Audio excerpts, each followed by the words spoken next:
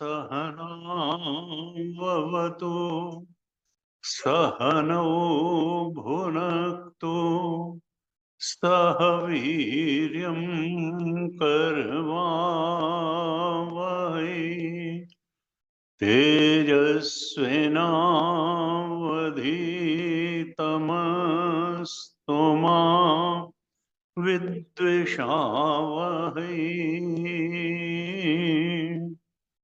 ओम शांति शांति शांति।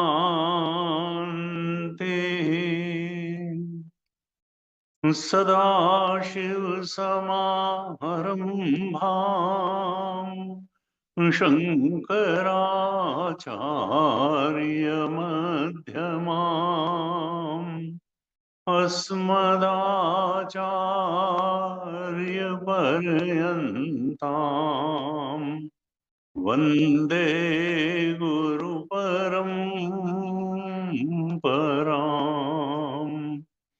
अज्ञानतिमिरान्धस्य ज्ञानाञ्जनशलाकया चक्षुरुन्मीलितं येन तस्मै श्री गुरवे नमः। तस्मै श्री गुरवे नमः। ध्यान श्लोक पाठ करेंगे। ओम पार्थाय प्रतिबोधितां भगवता नारायणेन स्वयं व्यासेन ग्रथितां पुराणमुनिना मध्ये महाभारतम् अद्वैतामृतवर्षिणीं भगवतीम् अष्टादशाध्यायिनीम्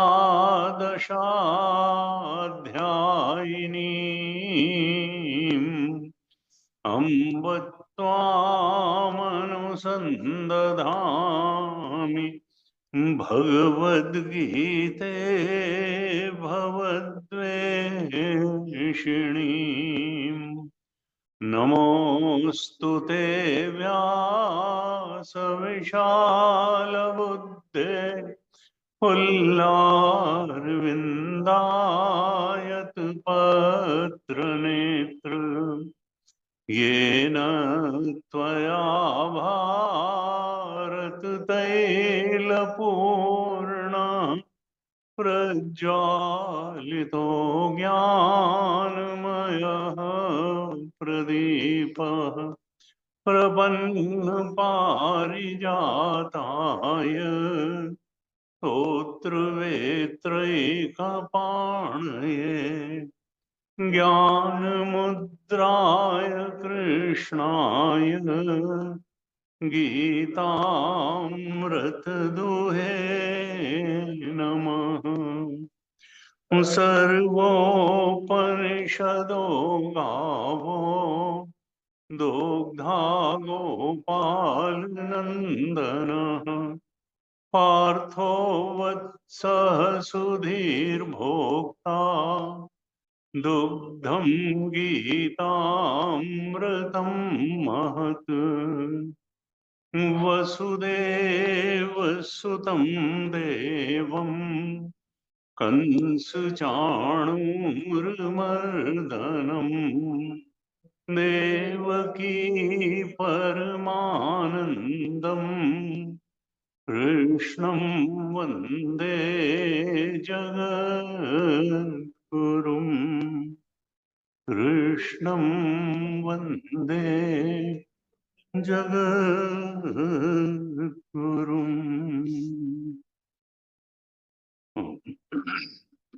श्रीमद् भगवद गीता के 7वें अध्याय पर हम लोग चर्चा कर रहे हैं, कुछ श्लोकों का पाठ कर लेते हैं, फिर आगे चर्चा करते हैं। श्लोक संख्या 13 से पाठ करेंगे। चैप्टर 7, श्लोक नंबर 13। आप दोहराइए। त्रिभिर्गुणमयैर्भावैः येभिः सर्वमिदं जगत् मोहितं नाभिजानाति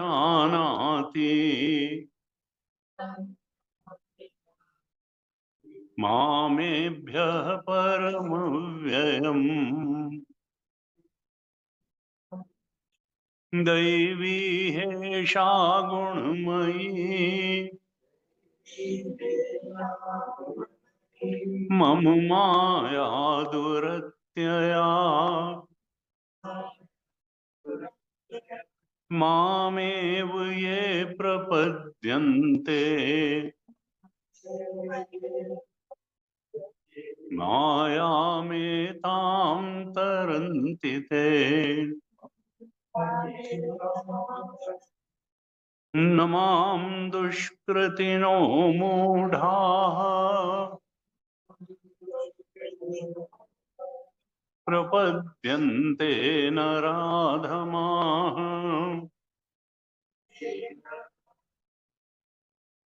माययापहृतज्ञानाः आसुरं भावमाश्रिताः चतुर्विधा भजन्ते माम् जनाः सुकृतिनोऽर्जुन। आर्तो जिज्ञासुरर्थार्थी ज्ञानी च भरतर्षभ। तेषां ज्ञानी नित्ययुक्तः एकभक्तिर्विशिष्यते। प्रियो हि ज्ञानिनोत्यर्थम् अहं स च मम प्रियः। उदाराः सर्व एवैते ज्ञानी त्वात्मैव मे मतम्। आस्थितः स हि युक्तात्मा मामेवानुत्तमां गतिम्। बहूनां जन्मनामन्ते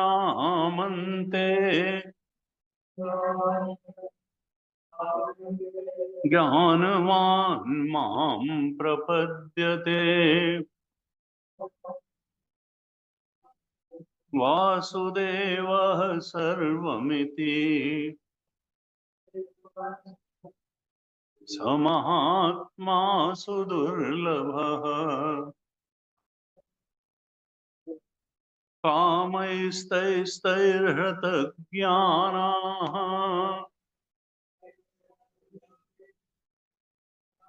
प्रपद्यन्तेऽन्यदेवताः तं तं नियममास्थाय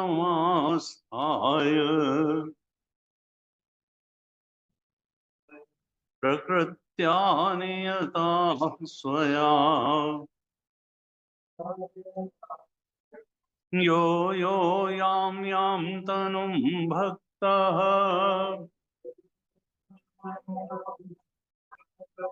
श्रद्धयार्चितुमिच्छति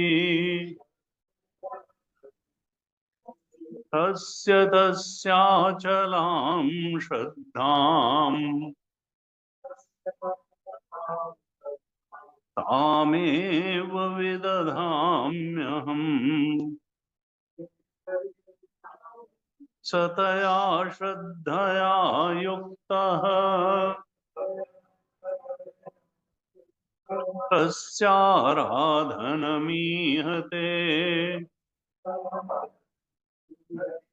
लभते च ततः कामान् मयैव विहितान् हितान् अन्तवत्तु फलं तेषाम् तद्भवत्यल्पमेधसाम्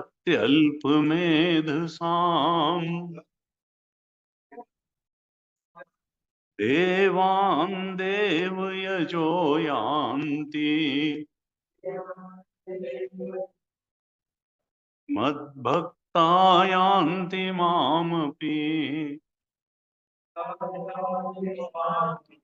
मद्भक्ता यान्ति मामपि।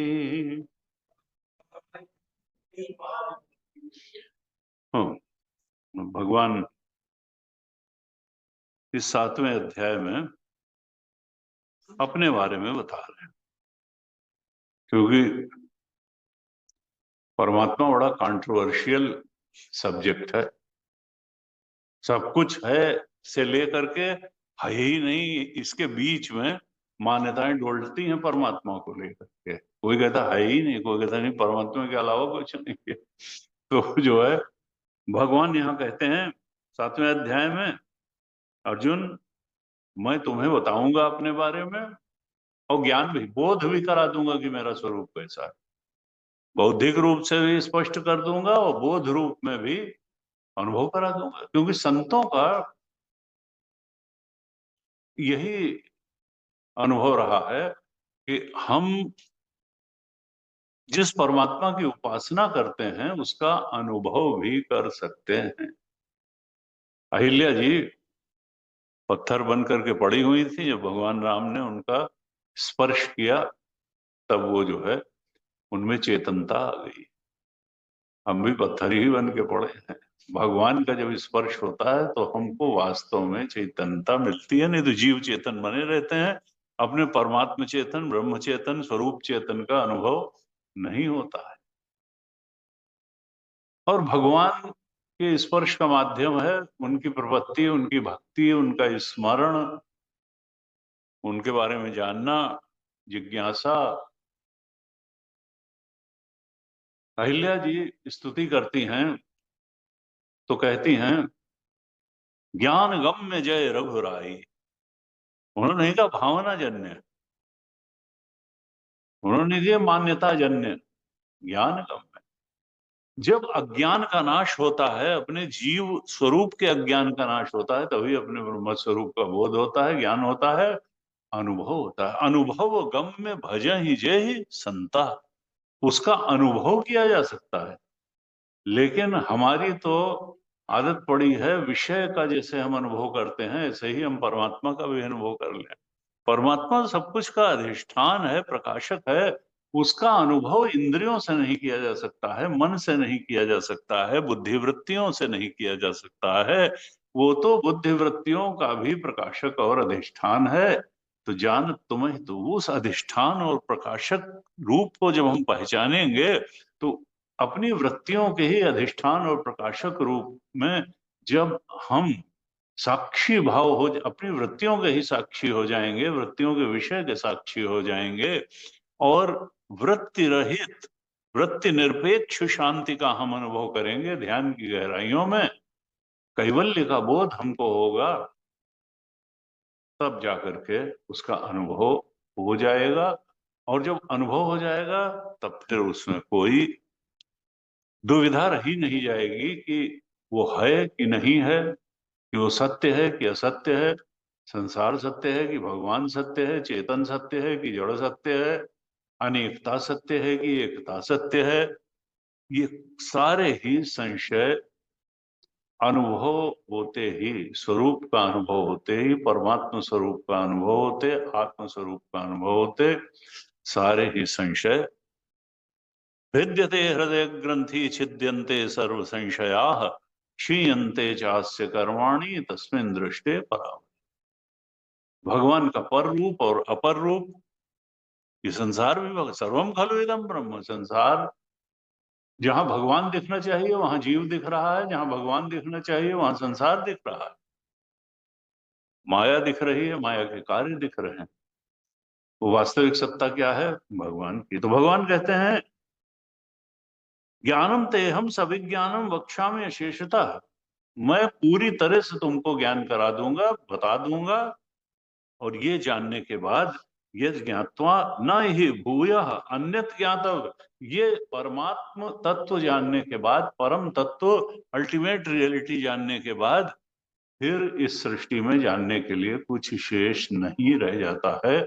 7वें अध्याय के दूसरे श्लोक में ये भगवान ने प्रतिज्ञा की कि इस अध्याय में मैं ये बताऊंगा, यज् ज्ञात्वा न ही भूयः अन्यत ज्ञातव्यम अवशिष्यते, इस सृष्टि में उस परम तत्व को जानने के बाद जानने के लिए कुछ विशेष नहीं रहता है।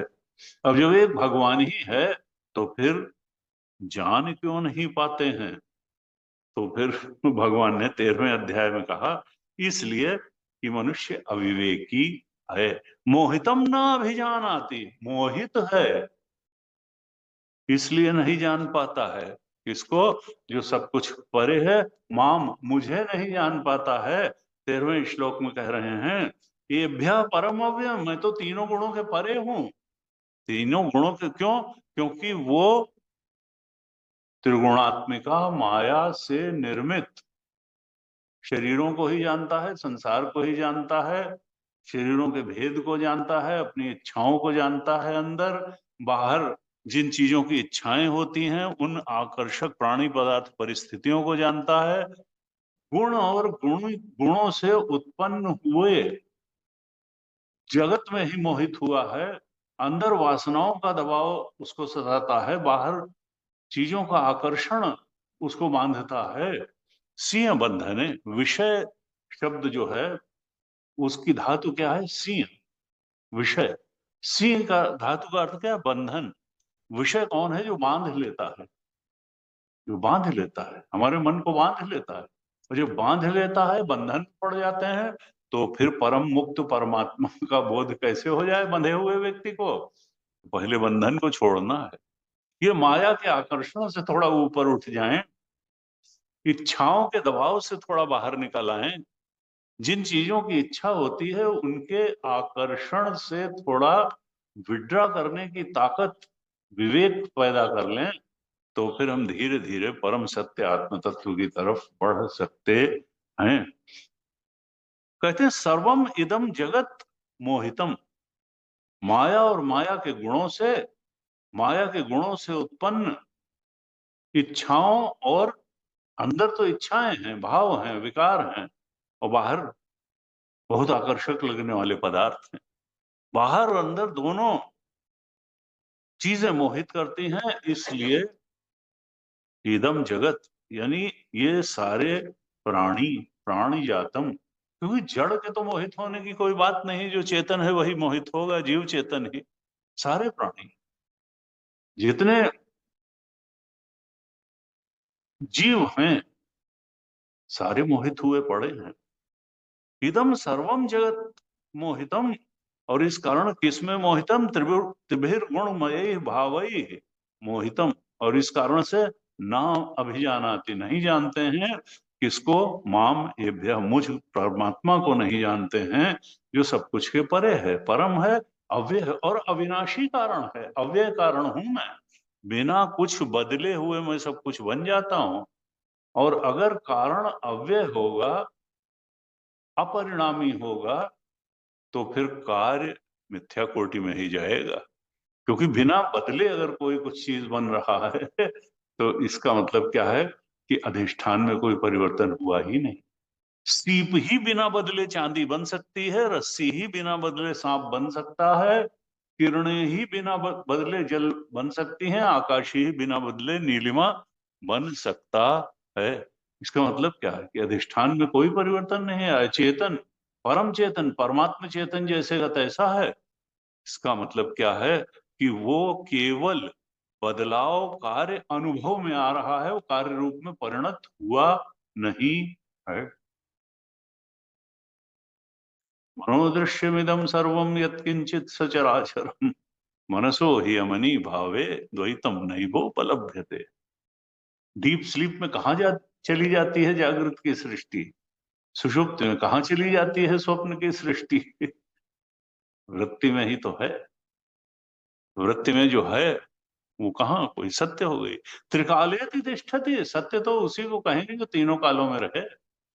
जैसे ही हम प्रगाढ़ निद्रा में जाते हैं, हमको ये भी नहीं मालूम पड़ता कि हमारे शरीर है कि नहीं है, ये दुनिया जागृत की है कि नहीं, कि स्वप्न की दुनिया है कि नहीं है। तो समाधि में भी अनेकता नहीं है, और डीप स्लीप या सुषुप्ति में भी अनेकता नहीं भासती है। अनेकता का बोध, सृष्टि का बोध केवल जागृत अवस्था और स्वप्न अवस्था में होता है। तो दो अवस्थाओं में अगर कुछ रहता है और दो में नहीं रहता है, समाधि में नहीं रहता, सुषुप्त, तो इसका मतलब त्रिकाले तिष्ठति तो है नहीं, तीनों कालों में। और अगर तीनों कालों में नहीं तो उसको सत्य कैसे कहोगे? सत्य वही है जो हमेशा रहता है, वैसा ही रहता है। और वो हमारे अंदर एक जानने वाला जो तत्व है, वही वैसा ही रहता है। वो तीनों अवस्थाओं को भी जानता है, समाधि में भी रहता है। इसका मतलब क्या है? तुम ही सत्य हो, तुम्हारे अलावा कुछ सत्य नहीं। जानने वाला तत्व सत्य है, चेतन तत्व सत्य है, जानी जाने वाली चीजें सत्य नहीं है। वो संसार, ये शरीर नहीं था एक दिन नहीं रह जाएगा। ये देहरादून एक दिन ऐसा नहीं था, एक दिन ऐसा नहीं रह जाएगा। ये हाल एक दिन नहीं था, एक दिन ऐसा नहीं रह जाएगा।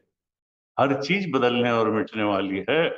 इस बदलने और मिटने वाली चीजों को सत्य नहीं कहा जा सकता। हाँ, इसको जानने वाला तत्व जो हमारे अंदर चेतन तत्व है, शुद्ध चेतन है, नॉलेज ऑफ समथिंग नहीं, knowledge itself, consciousness itself, consciousness of something नहीं, नॉलेज ऑफ समथिंग नहीं, नॉलेज इटसेल्फ, जो हमारे अंदर ज्ञान तत्व है, वही है ज्ञान गम्य जय रघुराई। उसको जो है, उस ज्ञान तत्व को अगर हम पकड़ लें तो सत्य को पकड़ लेंगे, आत्मा को पकड़ लेंगे, परमात्मा को पकड़ लेंगे। और भगवान उसी सत्य तत्व, ज्ञान तत्व को का बोध कराने के लिए बता रहे।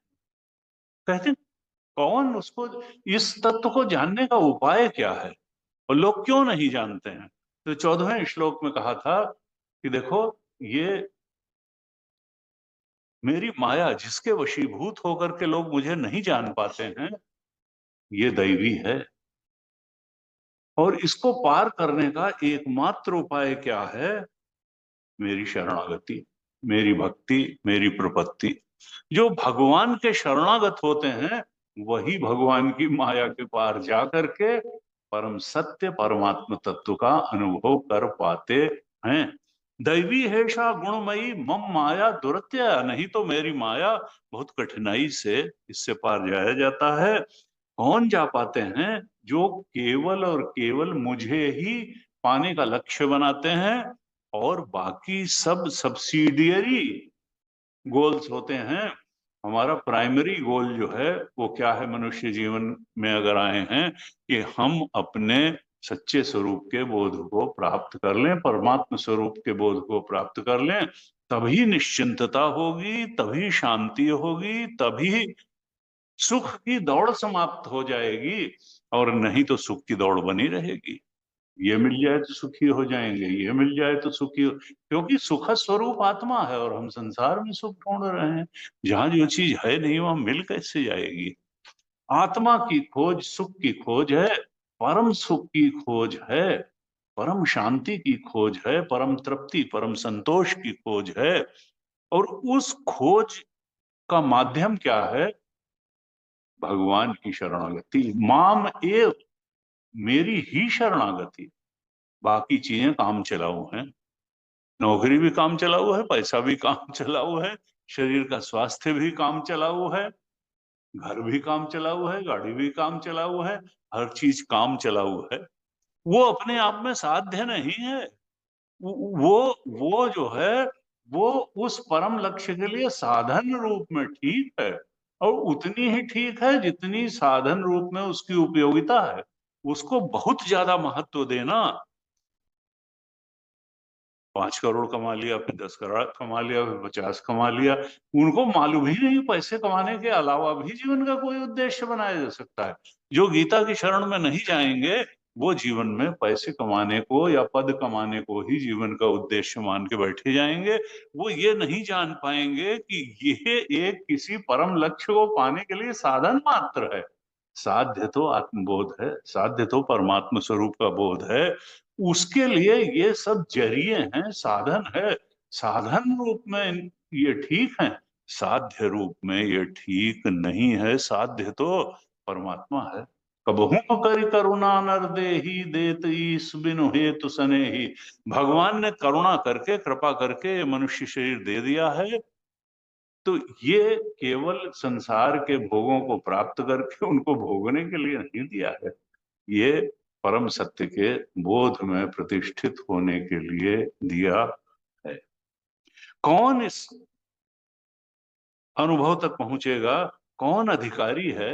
क्योंकि first deserve then desire, and if you deserve you need not desire, for whatever you deserve it will automatically come to you.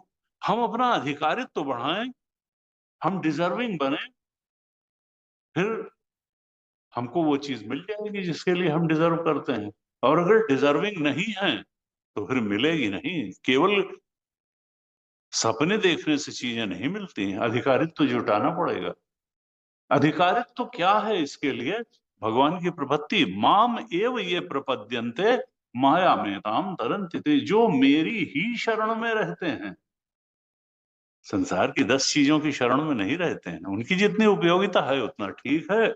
तो माया में ताम तरंति ते। तुलसी बाबा ने कहा, साधक सिद्ध विमुक्त उदासी, कवि कोविद कृतज्ञ सन्यासी, और तरहि न बिन से मम स्वामी, राम नमामि नमामि नमामि।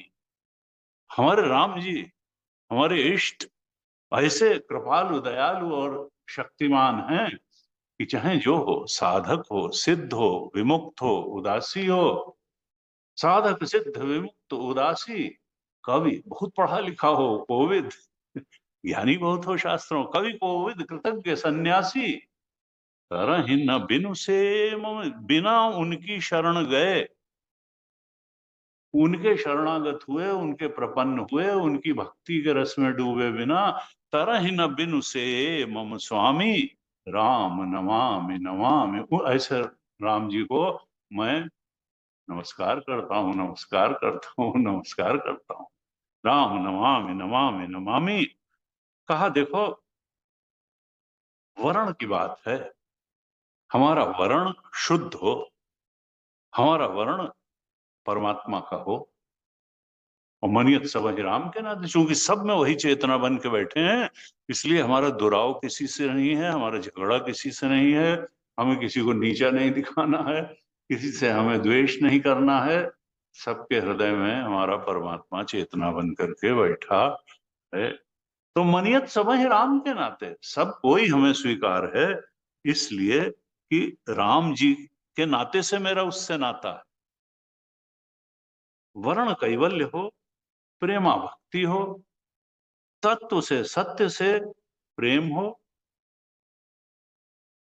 भगवान ने बार बार एक वर्ण पर जोर दिया।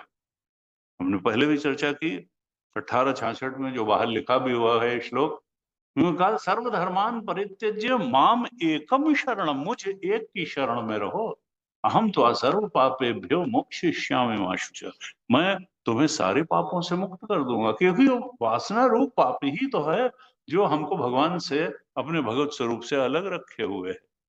भगवान अगर पाप से मुक्त कर दें, उनकी कृपा से हमारी सारी वासनाएं चली जाएं, तो हम अभी और यहीं अपने भगवत स्वरूप का बोध प्राप्त कर सकते हैं। इसके लिए, और ये शरणागति संपन्न कैसे होगी? तो 10वें अध्याय के 9, 10, 11 श्लोक में भगवान ने ये शरणागति सिद्ध कैसे हो, इसका तरीका समझा दिया। कहा, मच्चित्ता मदगत प्राणा बोधयन्तः परस्परम। 9, 10, 11, 10वें अध्याय का 9, 10, 11 श्लोक।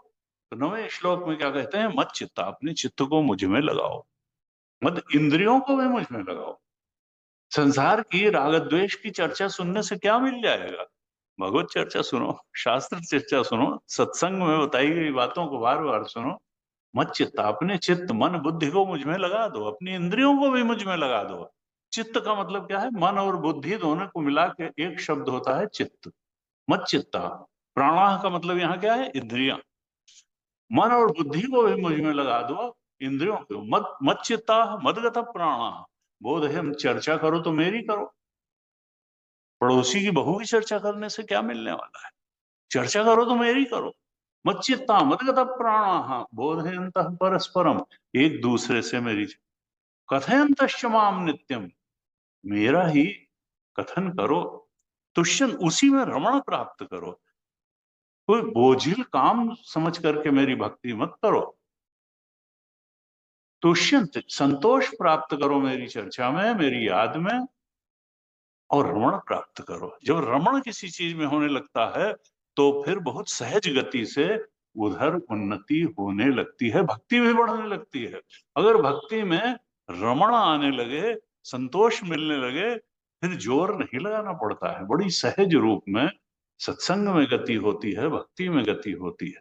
तुष्यंति च रमन्ति च, और इस तरह से सतत मुझसे जुड़े रहो। Increase your spiritual stamina. ये नहीं कि अब ऊब गए भाई, आधा घंटा हो गया, 40 मिनट हो गया ना। कहते हैं ना बच्चों के लिए भी, कहते हैं लव टुवर्ड्स द सब्जेक्ट। जिसको गणित में रस आ गया वो फिर 3 घंटे भी गणित लगा सकता है, नहीं तो 20 मिनट में ऊब जाएगा।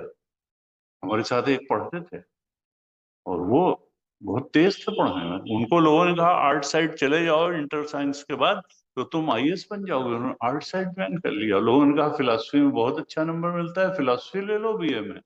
फिलॉसफी ले ली। और उन्होंने कहा 15 मिनट में ही उस क्लास में बैठ के मेरा सिर दर्द होने लगता है, मैं क्या करूं, किताब तो मैं खोल ही नहीं पाता हूं।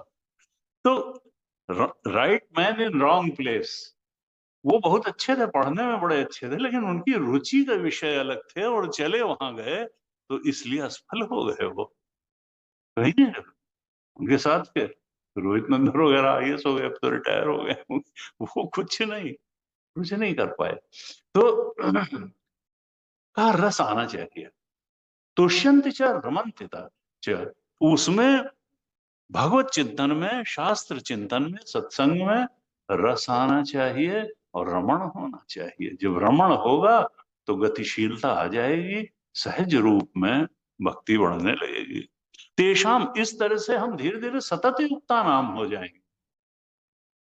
जब नहीं होगा, शुरू शुरू में व्यक्ति जब कसरत करने जाता है तो उसका मन नहीं करता। थोड़ी सी दंड बैठक लगाता था तो उसका कभी काफ मसल दर्द करती थी, कभी जो है बाइसेप्स दर्द करती थी, कभी कुछ होता था।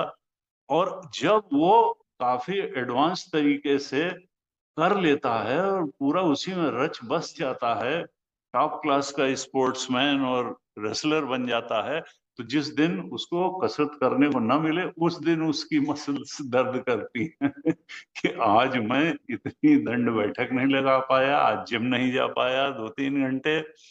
तो कहा सतत युक्ता नाम, आदत हो जाएगी, रमण आएगा, सहज हो जाएगा। तेषाम सतत युक्ता नाम भजताम प्रीति पूर्वकम, ये है प्रेम से भजन होना चाहिए, रिचुअल नहीं है।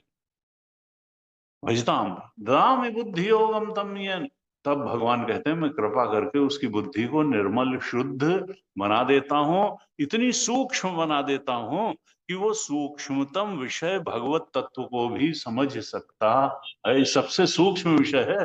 लोग साइंस के पीछे हो, साइंस साइंस तो ऑब्जेक्टिव है, ये सब्जेक्टिव है।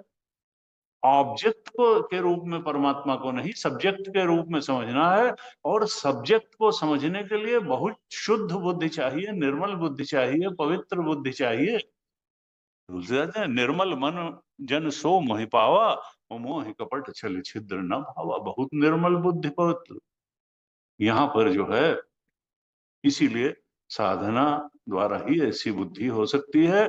भगवान की कृपा से ऐसी निर्मल पवित्र बुद्धि मिलती है, सूक्ष्म बुद्धि मिलती है। कहा तेषाम सतत युक्तानाम भजताम प्रीति ददामि बुद्धि योगम तम। ये बुद्धि योग भगवान की कृपा से मिलता है, जिससे भगवान जाने जाते हैं। ये जेनेटिक कोड नहीं है, डीएनए का नहीं है कि भाई उनके पिताजी बहुत इंटेलिजेंट थे और माताजी बहुत इंटेलिजेंट थी और इसलिए वो भी बच्चा भी बहुत इंटेलिजेंट हो गया। एक कहते हैं सुंदर स्त्री थी तो वो आइंस्टाइन के पास गई और उसने कहा कि हम लोग विवाह कर लें तो जो बच्चा होगा उसमें सौंदर्य मेरे जैसा होगा और बुद्धि जो है आप जैसी होगी।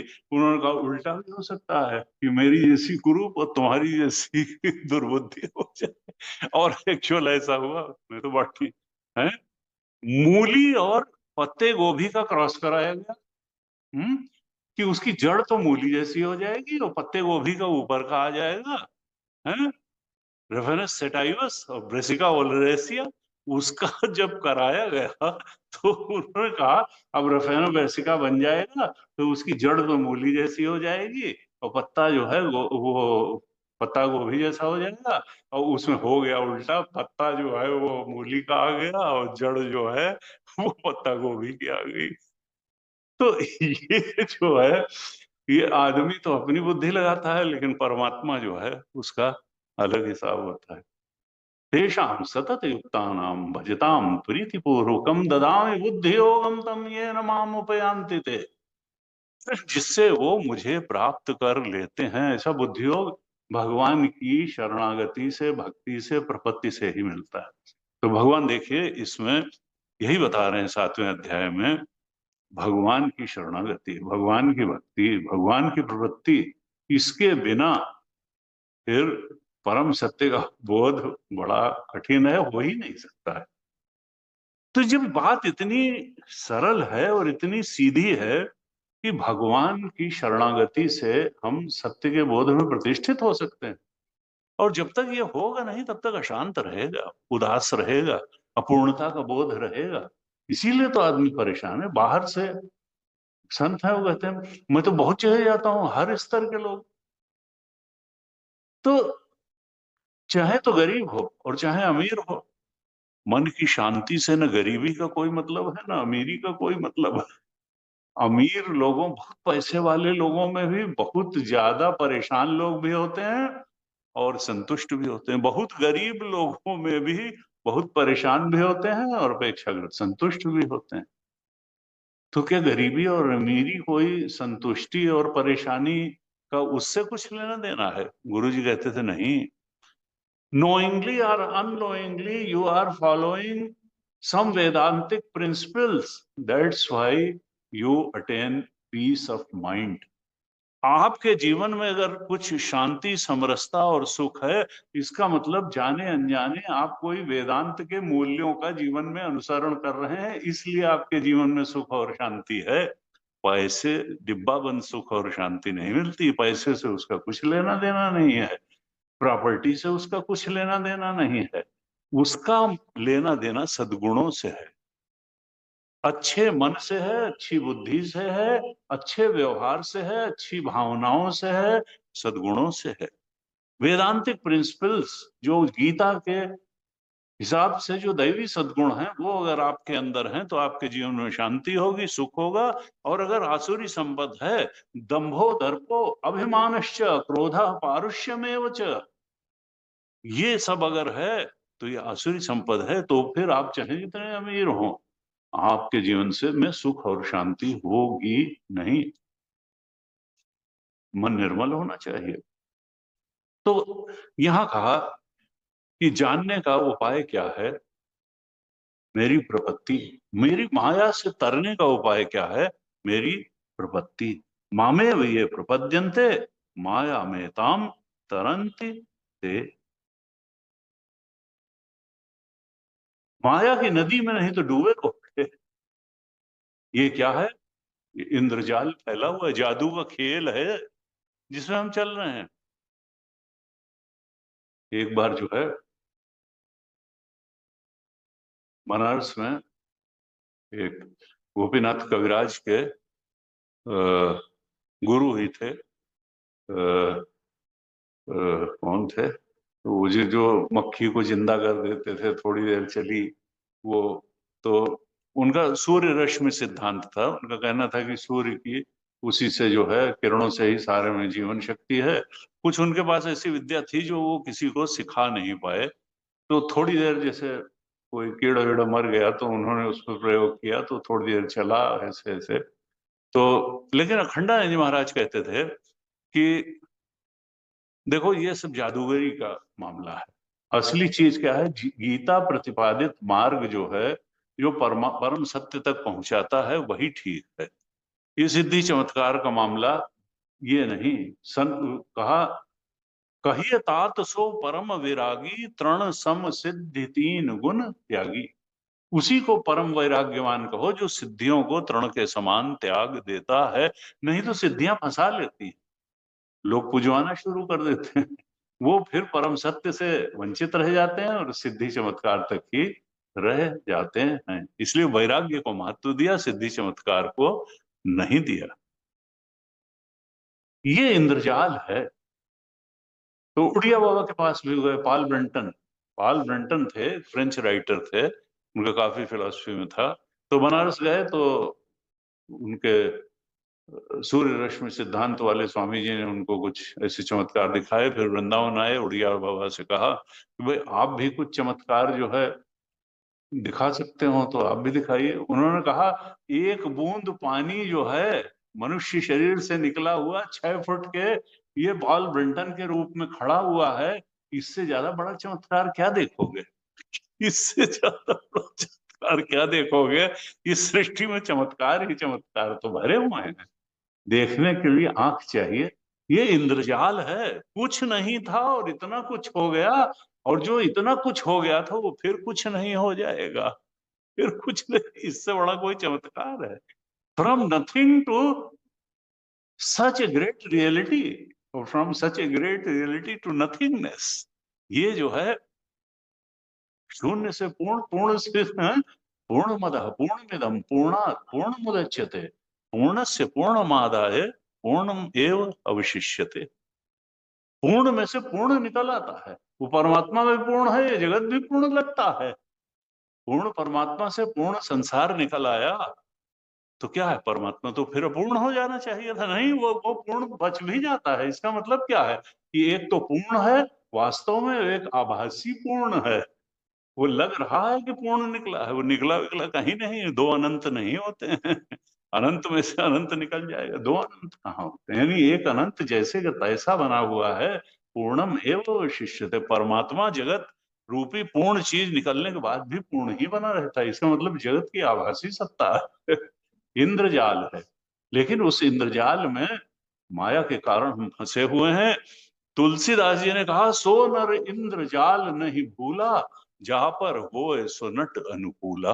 वो इंद्रजाल में नहीं भूलता है जिस पर परमात्मा कृपा करता है। वो नट जिसका ये इंद्रजाल है, जिसने फैलाया हुआ है, वो परमात्मा जिस पर कृपा करता है, वो उसके इस इंद्रजाल के रहस्य को समझ जाता है। वो इसमें रहते हुए भी इसमें फंसता नहीं है। जो नट का लड़का होता है वो जानता है कि न कहीं नगाड़े बजे हैं, न कहीं खून गिरा है, न कहीं कोई मरा है। पहले ये खेल बहुत होते थे सड़क किनारे, अब तो शायद बैन कर दिए सरकार ने, या क्या होते नहीं। नहीं, पहले कभी बंदर का खेल, कभी भालू का खेल, कभी नट का खेल है। सो नर इंद्रजाल नहीं भूला, जहां पर ये जादू का खेल है, कैसे खड़ा हो गया और कैसे खत्म हो जाता है कुछ समझ में नहीं आता है। समझ में तब आए जब उस नट का स्वरूप समझ में आए। तो इसमें राग द्वेष अगर बना रहेगा संसार में ही, तो फिर माया की नदी में डूबना रहता रहेगा। और जब भगवान को प्रपत्ति होगी, भक्ति होगी, तब इससे पार जाना हो जाएगा। और जब इतनी साफ बात है तो फिर लोग प्रपत्ति करते क्यों नहीं है, भक्ति करते क्यों नहीं है, शरणागत होते क्यों नहीं है? तो 15वें श्लोक में भगवान ने जो बाधाएं हैं शरणागति में वो बताई थी। 4-5 चीजें उसने बताई 15वें श्लोक में कि नमाम दुष्कृतिनो मूढ़ा प्रपद्यन्ते नराधमाः मायया अपहृत ज्ञानाः आसुरम भाव माश्रिता। उन्होंने कहा कि 3 दोषों से ग्रस्त है मनुष्य। एक तो कर्म दोष है, और एक जो है ज्ञान में दोष है। उसके कर्म में भी दोष है, ज्ञान में भी दोष है, और स्वभाव में भी दोष है। इस कारण से वो प्रपत्ति नहीं कर पाता, भक्ति नहीं कर पाता, शरणागति नहीं कर पाता। और सबसे पहले क्या कहा? दुष्कृतिनः न माम दुष्कृतिनः प्रपद्यन्ते। जो दुष्कर्मी हैं, यानी पाप कर्म करने वाले हैं, पापी हैं, खराब काम करने वाले हैं, वो मेरा भजन नहीं कर सकते, मेरे शरणागत नहीं हो सकते हैं। न माम दुष्कृतिनः प्रपद्यन्ते। और तुलसीदास जी ने इसी को ट्रांसलेट कर दिया। उन्होंने लिखा पापवंत कर सहज स्वभाव, भजन मोर ते ही भाव न काऊ। पापवंत का सहज स्वभाव होता है कि उसको मेरे भजन की बात अच्छी नहीं लगती। उसको तो कहो कि भाई, हमारे मित्र तो कहते हैं सत्संग की बात क्या, गाड़ियों की बात बताओ भाई। देखो बिना गियर वाले वैसी गाड़ियां आ गई, तो ऑटोमेटिक आ गई, नई आई है, बिजली बिजली से चलने वाली भी आ गई। और देखो वहां की प्रॉपर्टीज का भाव कैसा चल रहा है। ये सब बातें करने की होती हैं कि वहां गीता जो है की बात शुरू कर दी, बेकार की बातें, समय खराब करना। तो कहा पापवंत कर सहज स्वभाव। हम्म गुरु जी सुबोधान जी कहते हैं, हमने एक बार उनसे किया, उन्होंने कहा नहीं, तो वो तो कह दिया तुलसीदास जी ने। अगर कोई नहीं कहता है, इंटरेस्ट ले रहा है, इसका मतलब क्या है? पूर्व जन्मों में कमाई करके नहीं आया है, पुण्य का अर्जन नहीं किया है, पाप का अर्जन करके आया है। इसलिए सत्संग से और शास्त्र संग और गुरु संग से भाग रहा है, और संसार की ही बातों के पीछे पड़ा हुआ है। पापवंत कर सहज स्वभाव, सहज स्वभाव, भजन मोर ते ही भाव न, उसका मेरी भजन में मन नहीं लगेगा। यहाँ गीता जी में नमाम दुष्कृतिनः प्रपद्यन्ते, और वो कैसे हैं? नराधमा, वो मनुष्यों में सबसे नीची श्रेणी के हैं, निकृष्ट लोग हैं, द्वेष और जलन रखने वाले लोग हैं, नरों में अधम हैं, और मूढ़ हैं। कहा मूढ़ का मतलब क्या है? उनकी समझ उल्टी है, मोहग्रस्त हैं, उल्टी समझ वाले हैं। जिस चीज को छोड़ना चाहिए उसको पकड़ने की तरफ भाग रहे हैं, और जो शांति और सुकून देने वाली चीज है भक्ति प्रपत्ति, उससे उल्टे भाग रहे हैं। और संसार जो फंसाएगा, भटकाएगा, नचाएगा, गिराएगा, परेशान करेगा, तरह तरह से परेशान करेगा, बस उसी के पीछे लगे हुए हैं, उल्टी समझ। तो दुष्कृतिनः माम न प्रपद्यन्ते, मूढ़ाः माम न प्रपद्यन्ते, नराधमाः माम न प्रपद्यन्ते। नराधम नहीं मेरे शरणागत होते हैं, मूढ़ नहीं होते, दुष्कृति ने। और फिर कहा माया अपहृत ज्ञान, यानी माया ने जिनके ज्ञान को चुरा लिया है। माया त्रिगुण के आकर्षण में जो फंस गए हैं, वो समझ ही नहीं पाते कि ये माया तुमको बेवकूफ बनाने के लिए आई है। वहां चमक कमक कुछ नहीं दिखाई दे रही है, माया की चीजों की चमक दिखाई देती है, होती नहीं है। फिर बाद में आदमी रोता कि उन्होंने धोखा दे दिया, उनके ऊपर इतना विश्वास किया, उन्होंने जो है हमको चीट कर दिया। तो भाई तुमने इतना विश्वास क्यों किया? भगवान विश्वास करने वाले थे, तो तुमने उन लोगों पर क्यों विश्वास किया जो विश्वसनीय नहीं थे? माया अपहृत ज्ञान, उनके ज्ञान में दोष है। ज्ञान उनका मानो चुरा लिया गया है माया के द्वारा। और आसुरम भाव, उनका स्वभाव भी ठीक नहीं है। आसुर स्वभाव, दैवी स्वभाव वाले नहीं हैं। आसुरी देखिए 16वें अध्याय में भगवान ने बड़ी विस्तार से अभी बताने वाले हैं, आसुरी संपद और दैवी संपद का की बात बताने वाले। आसुरी संपद के 26 सद्गुण 16वें अध्याय के 1 2 3 श्लोक में बताएं, और फिर उसके बाद आसुरी संपद भी पहले भी गीता में भी 13वें अध्याय में भी बताएंगे और 7वें अध्याय में भी अभी कुछ बता चुके हैं दैवी संपत्ति की कहाँ कहाँ मुझे देखो। और आसुरी संपत्ति का बहुत विस्तार से 16वें अध्याय में वर्णन आया है। और उसमें नटशल में तो 4-5 की दंभो दर्पो अभिमानश्च क्रोधा पारुष्य में वच। जो दंभी व्यक्ति है, दर्प जिसके अंदर होता है, दंभो दर्पो, दंभ का मतलब क्या है कि अच्छाई जो है दिखाने का रोग। नहीं, अच्छे हैं भाई, आप समृद्ध हैं तो समृद्ध, ये थोड़ा कि आप हर एक को नीचा दिखाने के लिए अपनी समृद्धि का बखान करते रहिए, तो वो दम्भ है। और दर्प क्या है कि है नहीं तो भी दिखा रहे हैं, है नहीं दिखा रहे हैं, दर्प। अभिमानी है, क्रोधी है, कठोरता है व्यवहार में, मृदुलता नहीं है।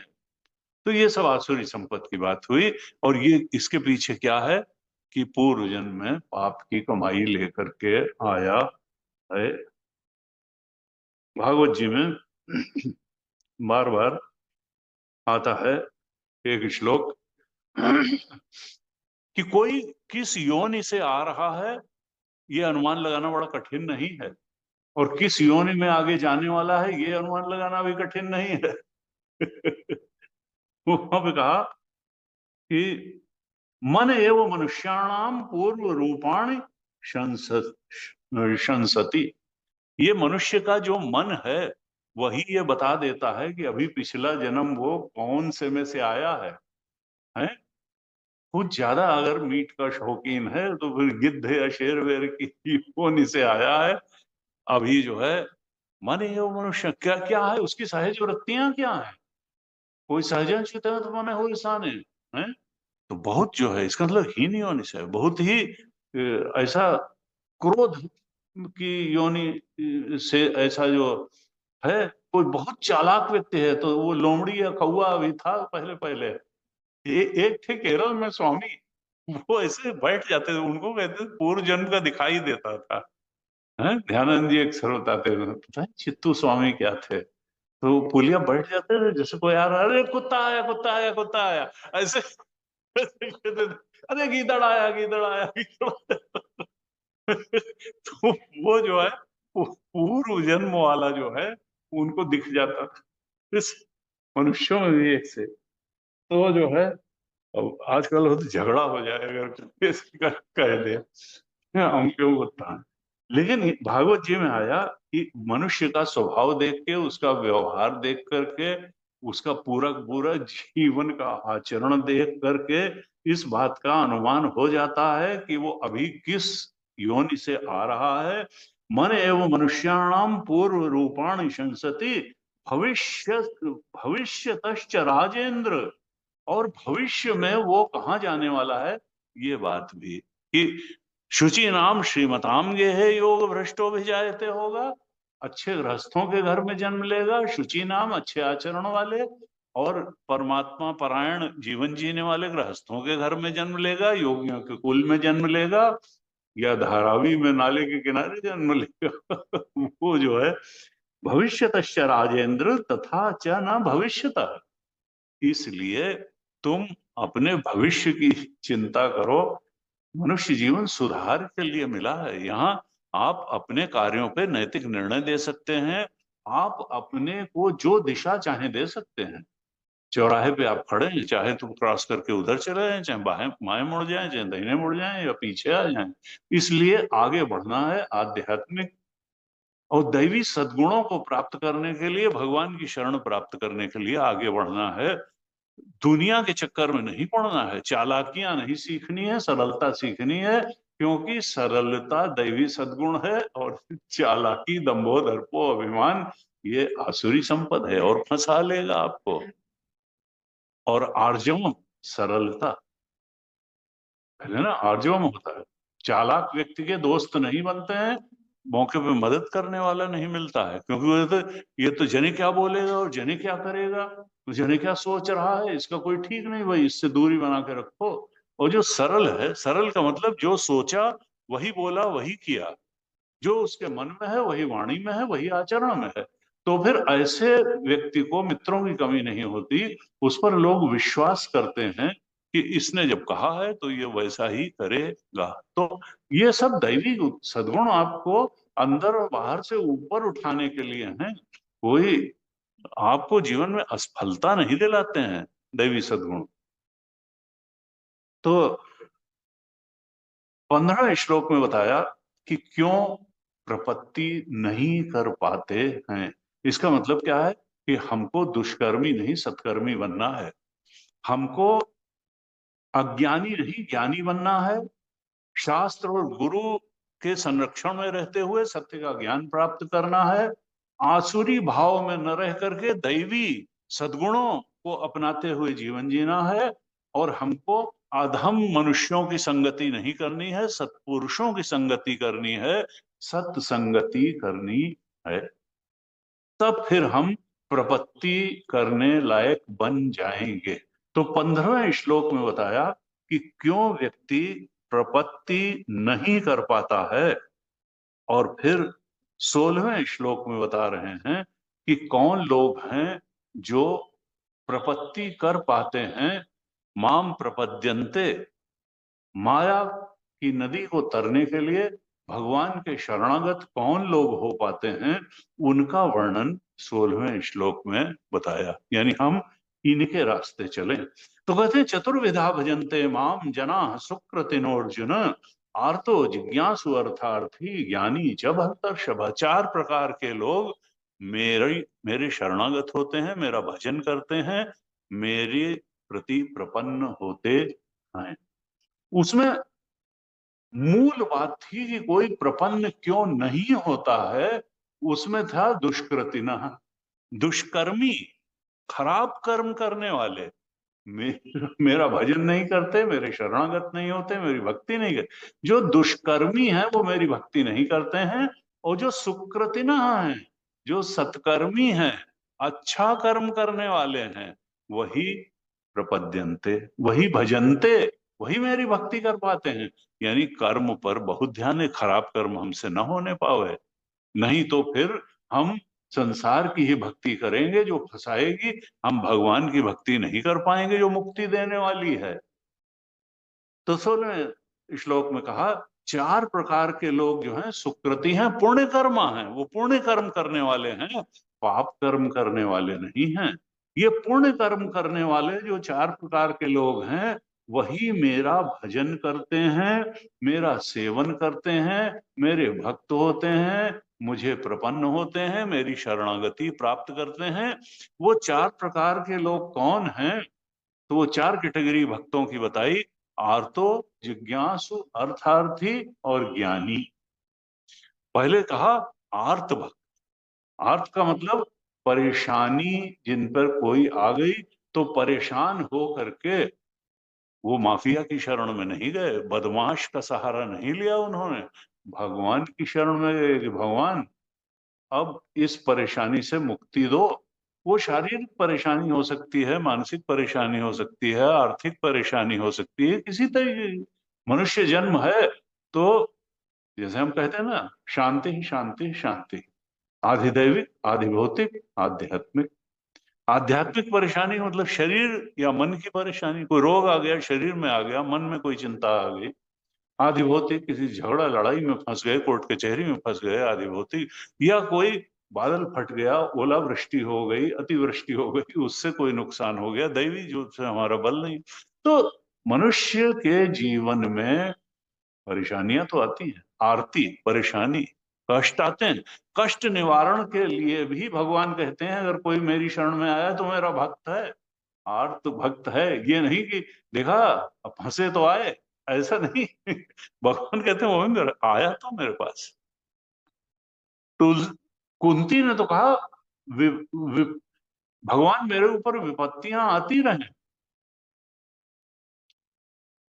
विपदा संतो न शाश्वत, मेरे ऊपर हमेशा विपत्तियां आती रही, क्योंकि मैंने देखा जब जब मेरे ऊपर वनवास काल में कभी विपत्ति आई तो तुम आए, और जब सब चीज अच्छी रही तो तुम नहीं आते थे। इसलिए मेरे ऊपर विपत्तियां आती रहे, जिससे तुम भी आते रहो उनसे मुक्ति दिलाने के लिए। तो विपत्ति कोई बहुत खराब चीज नहीं है, हैं? दुख में सुमिरन सब करें, सुख में करे न कोई, और जो सुख में सुमिरन करे तो दुख का है को हैं? जब हनुमान जी लौट करके आए तो उनका सीता जी का क्या हाल है, उन्होंने कहा कि बस पहिए न कुछ मुंह से कहा नहीं जा रहा है, बस समझिए कि आपका ध्यान करते हुए सीता जी अशोक वृक्ष के नीचे बैठी हुई हैं, चरणों में ध्यान लगाए हुए हैं, और बस आपके ध्यान की वजह से उनके प्राण निकल नहीं रहे हैं। बस मन वचन कर्म से आपका ही उनको स्मरण है, इसलिए प्राण भी शरीर में है, बाकी उनकी दशा कहने लायक नहीं। भगवान ने कहा, वचन कर्म मन मम गति जाही, सपने हूँ बूझिए विपत्ति की ताही। जो मन वचन और कर्म से मुझ में ही जिसका मन लगा हुआ है, उसको वास्तव में संसार में क्या, सपने में भी क्या उसको कोई विपत्ति आ सकती है? एक तरफ तो तुम कह रहे हो कि सीता जी जो है वो हमेशा मेरे स्मरण में ही रहती हैं, दूसरी तरफ कह रहे हो उनकी विपत्ति, सीता के अति विपत्ति विशाला, बिन कहे भली दीन दयाला। तो जो मन वचन भाई, और अच्छी बात इससे क्या हो सकती है कि ये मन भगवान में लगा है, उनका मन भगवान में मन वचन कर्म से लगा है, तो फिर विपत्ति का।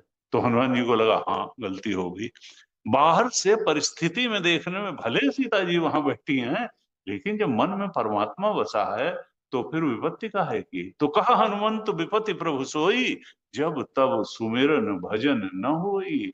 विपत्ति तो तभी है जब भगवान का सुमिरन भजन नहीं हो रहा है, नहीं तो अगर मन वचन कर्म मन मम गति जाहि, सपने हो बूझे विपत्ति की ताहि। तो भगवत स्मरण सर्व विपद विमोक्षणम, भगवत स्मृति अगर हो तो सारी विपदाओं का नाश हो जाता है। हमारे शास्त्रों का बार बार यही निष्कर्ष है, यही उपदेश है, भगवान की याद में बने रहना चाहिए, एक रास्ता निकल ही आता है। तो कहा आर्त भक्त है, द्रौपदी ने बुलाया, पति उसके नहीं सहायता के लिए आए, पितामह भीष्म नहीं आए, द्रोणाचार्य नहीं आए, लेकिन जब भगवान कृष्ण को बुलाया, आरती कि अब ये विपत्ति भगवान के अलावा कोई नहीं दूर कर सकता है, तो भगवान आकर के वस्त्रावतार ले लिया, उसकी अपमानजनक स्थिति से भगवान ने द्रौपदी को उबार लिया, उसकी आरती से उबार लिया। गजेंद्र को जब ग्राह ने पकड़ा, गज को, तब उसके पूर्व जन्म का संस्कार उदय हुआ और उसने भगवान की स्तुति की, गजेंद्र मोक्ष जो भागवत जी में आता है, और तब भगवान जो है उनका हरि अवतार हो गया और उसको उसका उसकी परेशानी का हरण कर लिया। तो आर्त भक्त भी भक्त है, भगवान कहते हैं वो प्रपत्ति करता है, और फिर है अर्थार्थी। कई बार होता है कि भाई अब मनुष्य है, गृहस्थ है या नहीं भी गृहस्थ है, तो उसकी आवश्यकताएं होती हैं, उसके लिए उसको साधन भी चाहिए और धन भी चाहिए। अब अगर वो नहीं बार बार प्रयास करके खुद सफल हो पा रहा है, तो भगवान की शरण में जाना। तो उनका अगर अर्थार्थी होकर के भी मेरी शरण में आया है तो वो मेरा भक्त है, कि मैं भी भूखा ना रहूं साधु न भूखा जाए। भाई इतना तो चाहिए, जामे कुटुंब समाए, कि मैं अपने परिवार का ठीक से देखभाल कर सकूं, और कोई अतिथि आ जाए तो उसका भी सत्कार कर सकूं, इतना तो चाहिए। तो उतने के लिए अगर अर्थ के लिए भगवान की शरणागत होता है तो भगवान कहते हैं वो भी मेरा भक्त है। और उसके बाद जब बार बार वो देखता है कि भक्ति की और मेरी परेशानी कष्ट का निवारण हो गया, मेरी मांग भी पूरी हो गई, तो कौन है वो सत्ता जो कष्ट का निवारण कर देती है और मांग भी पूरी कर देती है? उसका स्वरूप क्या है, वो कहाँ रहता है, उसका स्वभाव क्या है, उसका प्रभाव क्या है, उसका स्वरूप क्या है? इस प्रकार की जब जिज्ञासा होती है तो फिर वो जिज्ञासु भक्त हो जाता है। आर्त अर्थार्थी और फिर जिज्ञासु, परम सत्य के बारे में, परमात्मा के बारे में जिज्ञासा, जो सर्वशक्तिमान है, जो ऑमनिशिएंट है, जो हृदय में की गई प्रार्थनाओं को भी सुन लेता है और प्रत्युत्तर भी दे देता है, कष्ट का निवारण करता है, जो चीज की आवश्यकता है उसे दे देता है, रक्षा करता है, वो क्या है, उसका स्वभाव प्रभाव स्वरूप क्या है, इसके बारे में जब जिज्ञासा होती है तो भगवान कहते हैं वो जिज्ञासु भी मेरा भक्त है, वो भी मेरे प्रति प्रपन्न है। तो अर्थार्थी कौन थे? विभीषण थे, उनके मन में था कि काम तो सारा मैं करता हूँ, मंत्री मैं हूं, और ये पूरा जो राज्य सुख है ये रावण भोगता है, यश इसका है, और मंत्री के रूप में सारा काम काज तो मैं ही क्यों ना राजा बन जाता। इस प्रकार से थोड़ा उसके मन में उर कछु प्रथम वासना रही। जैसे ही आया भगवान से मिलने भगवान ने उसको लंकेश कह करके स्वागत किया, कहू लंकेश। और उसको लगा कि भगवान सब जान गए कि मैं, मेरे मन में थी लंका का राजा बनने की। और भगवान, उसने कहा उर्कछु प्रथम वासना, हाँ मेरे अंदर थोड़ी वासना थी लंका का राजा बनने, लेकिन जब आपका दर्शन हो गया तो अब कहाँ का राजा और कहाँ का क्या, वो वासना सब खत्म हो गई है, अब तो आपकी भक्ति में करूंगा। उन्होंने कहा ना, मैं तो सबकी इच्छा पूरी करता हूँ, तो लंकेश तो तुम बनोगे। और ये करके तिलक कर दिया राजा के रूप में उसका। यही हाल सुग्रीव का था। सुग्रीव जो है वो भी चाहता था कि मैं राजा बन जाऊं, और बाली को यही लगा कि इसने तो पत्थर रख दिया और उसने तो उसको भगा ही दिया। सुग्रीव भी राजा बन गए। यानी भगवान की अगर अर्थार्थी के रूप में भी भगवान की सेवा पूजा भजन प्रपत्ति शरणागति की, तो भगवान वो भी पूरी कर देते हैं और उसको अपना भक्त मानते हैं। जिज्ञासु भक्त उद्धव, उद्धव जिज्ञासु भक्त हैं। उद्धव जिज्ञासु भक्त हैं। और फिर ज्ञानी कौन है? सनकादि ऋषि ज्ञानी भक्त हैं, नारद जी ज्ञानी भक्त हैं। तो ये तो सर्वोच्च श्रेणी के। तो कहा, तुलसीदास जी ने कहा, राम भगत जग चारि प्रकारा। चार तरह के लोग, बिल्कुल तुलसीदास जी बिल्कुल वेदांत से जुड़े जुड़े, गीता उपनिषद से भागवत से जुड़े जुड़े। उन्होंने कहा राम भगत जग चारि प्रकारा, सुकृति चार्यो अनघ उदारा। वो निष्पाप हैं, अनघ हैं, उदार हैं और सत्कर्मी हैं, सुकृति यही है। राम भगत जग चार प्रकारा, सुकृति चार्यो अनघ उदारा। और फिर उन्होंने कहा कि ये चारों को वो मिल जाता है जो ये चाहते हैं। और वो कैसे? भगवत स्मरण द्वारा, नाम स्मरण द्वारा, नाम जप द्वारा।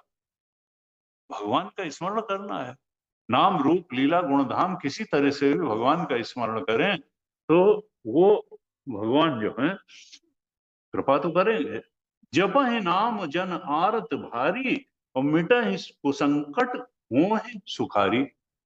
जो आर्त भक्त है वो भी नाम जप करके अपने संकट को दूर कर लेता है और सुख प्राप्त कर लेता है। तो आत्म, फिर कहा अर्थार्थी, जो चाहता है उसको सिद्धि का अनिमादिक सिद्धि मिल जाती है उसको। साधक नाम जप ही लय लाए, हूं ही सिद्ध अनिमादिक पाए। जो साधक है, अर्थार्थी है, वो भी नाम जप से अपना अर्थ सिद्ध हो जाता है उसका। और फिर जिज्ञासु की भक्ति, जाना चाहे ही गूढ़ गति जेऊ, नाम जी जप जाग जान ही तेऊ। वो जान लेते हैं परमात्मा का स्वरूप, वो भी नाम जप से जान लेते हैं गूढ़ गति जो परमात्मा की। और जो ज्ञानी भक्त है वो तो फिर ब्रह्म सुख ही अनुभव ही अनूपा, वो तो ब्रह्म सुख को प्राप्त कर लेते हैं। अकथ अनामय नाम न रूपा, जिसका नाम और रूप नहीं है, जो अनामय है, अकथ है, ऐसे ब्रह्म सुख का अनुभव यानी भक्त कर लेता है। यहां पर कहा कि चार प्रकार के लोग भजते हैं, उनकी आरती भी दूर हो जाती है। जो अर्थार्थी है, धन कामी है, उसको धन की प्राप्ति हो जाती है। जो जिज्ञासु है उसको भगवत तत्व जानने में आ जाता है। और जो ज्ञानी है, जो तत्वविद है, वो तो फिर परमात्मा सत्य को जान ही लेता है। फिर 17वें श्लोक में कहा ये चार तो हैं, लेकिन तेषाम ज्ञानी नित्युक्त एक भक्तिर विशिष्यते, प्रियो ही ज्ञानिनोत्यर्थम अहम सच मम प्रिय। इन चारों भक्तों में भी जो ज्ञानी भक्त है वो प्रियो ही ज्ञानी, मुझे सबसे ज्यादा प्रिय है ज्ञानी भक्त।